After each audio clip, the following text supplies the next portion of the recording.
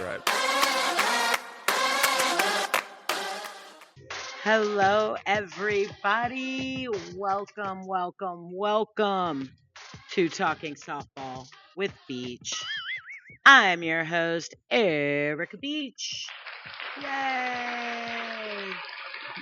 Going into week 4 of the Division One college softball season, lots of good things have been happening, and we're just going to talk a little bit of college softball today. A lot of movement has happened this week. There were some solid upsets. We're definitely going to try to highlight some of the remaining undefeated teams in Division One. There's not many left. In regards to the top 25, the top is I created a graph. Don't mind me. Tennessee still sitting on top, well deserved.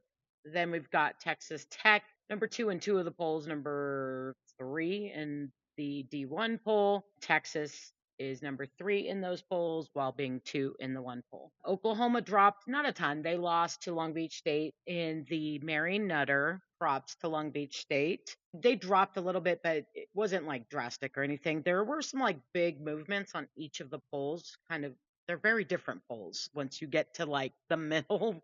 Some of the biggest movers and shakers. So we'll go on the D1 poll first. A couple interesting things. UCLA rose by 3.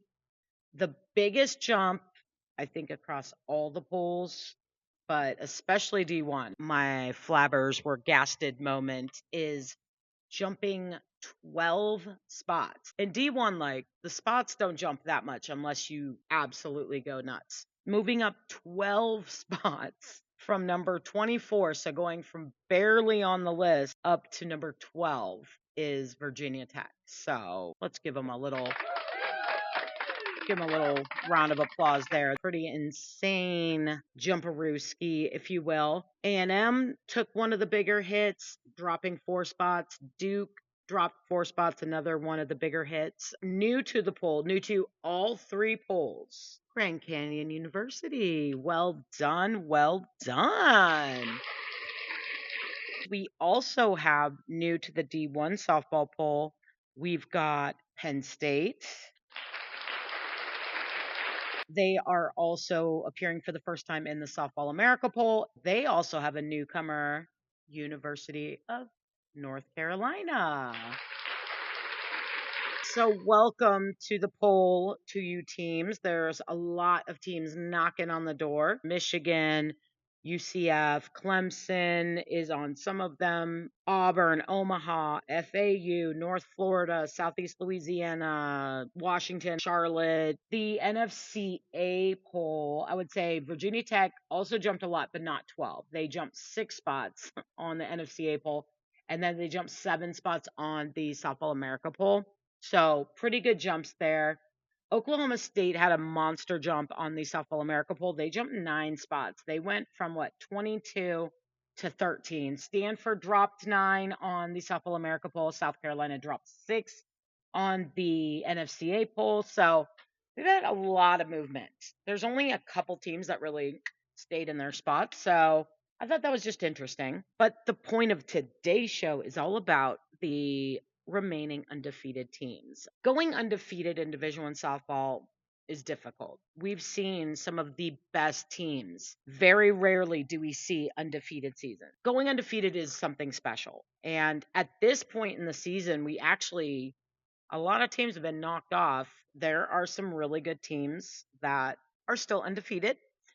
Number 1, obviously being number 1, Tennessee Lady Vols. They are 14-0 as of the making of this video. I have to spend a little bit of time on this one only because it's impressive. They did not shy away from the big matchups. They went headfirst into this season. They came out the gate and they went straight to testing themselves. That is impressive. And they don't need to. And that's the kind of the crazy thing. Teams that are from really strong conferences like the Big 12, Big 10, SEC, ACC that have a lot of good teams in them. And SEC is the strongest in the nation. So the fact Tennessee went and played this level of a schedule is insane. Their strength of schedule just through their conference season is strong enough to get them an at-large bid, whether or not they win the SEC tournament or not. That's how strong the SEC is. Like the RPI is going to be through the roof just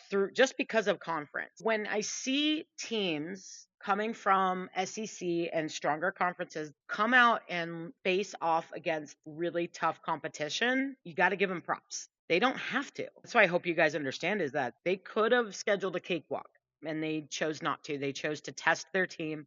They chose to push themselves and see what they're made of to help get even more prepared for the SEC conference season. It's a grind. Tennessee started their season. They're 14-0. Here's the teams that they beat in the rankings when they beat them. Number 21, Liberty. Number 5, Oregon. Number 11, Nebraska. Number 23, FAU. Number 6, UCLA. Number 7, Florida State. That's a hefty list in just 3 weekends of play to face off with that many ranked people. Most teams maybe will only face maybe 1 or 2, and they just went, wow. And they came out victorious. They are still undefeated. Tennessee, hats off to you, Lady Vols, because you have stepped up against really good competition this early in the season. The next team is going to be the Alabama Crimson Tide, another SEC team. Way to go, Alabama. Yes. They're 14-0. They've had a good balance of competition. They beat number 21 Liberty 2 times. This past weekend made their statement wins. These were the wins that really told the nation that they're here to play. Then they whooped on Florida State. Number 7, Florida State, 2 times. They ruled them, I believe, once, and then the other game I think was like 5-1, I want to say. Tallahassee's a tough place to play. They've got incredible fans, huge following, amazing facility. It's not a fun place to play as a visiting team. Alabama came in and made a statement. Super props to Alabama for that. The next team that we're going to highlight is Florida. So we've got another SEC team in here, 19-0. So they've played a few more games for sure. Their schedule has not been as strong. Only team that they've played near the top 25 is Michigan, which they beat well. They've been playing really solid softball, but the test has not been full go yet. That is not to discount the ability to go 19-0 because many teams in the top 10, top 15 have taken losses to teams that they should have beat. Going undefeated and winning 19 games in a row, I don't care who you're playing, is good work. If you play the sport, you also know any day anyone can win, and you can never take an opponent lightly. You have to respect every single team that steps on the field with you and compete at your highest level rather than playing to the level of who you're playing. Florida is 19-0. They beat Michigan, and they will be playing UCLA Friday, so that's a pretty fun matchup. That's going to be, I would say, their first true test of the real head-to-head. I think that Florida's got the combination of the pitching and hitting. I think that's going to be a really fun game to watch. That is our third team. I only have 4 right now. The fourth team, which I've mentioned already, is Grand Canyon University.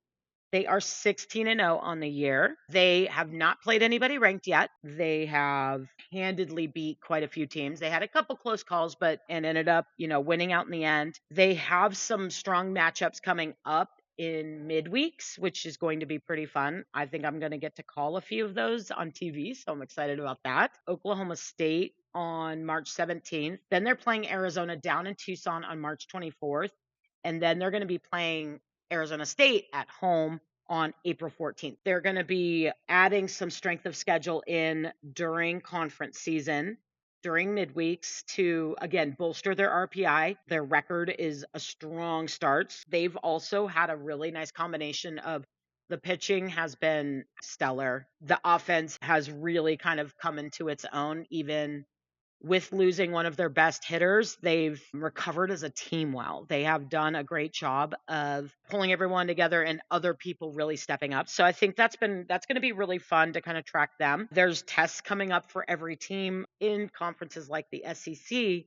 Every single weekend is a showdown. When I tell you every single team is competitive and will test you, I mean it. It doesn't matter which team you're talking about. You can go to the very last place team, and they're going to take some games against some teams that didn't expect them to take some games. There are no weekends off in the SEC.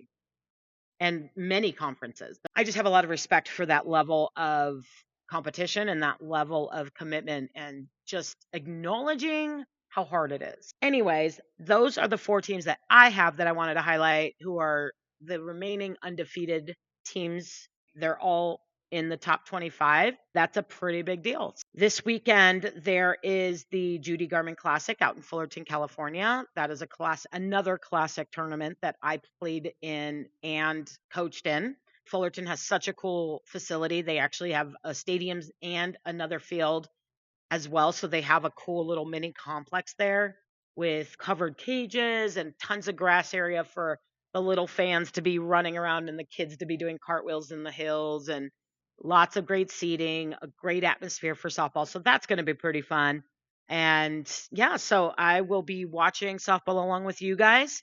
I get a chance to call tomorrow night's game of Grand Canyon versus Minnesota. So that will be a lot of fun, getting a chance to see Grand Canyon in action in person again and getting to call the game.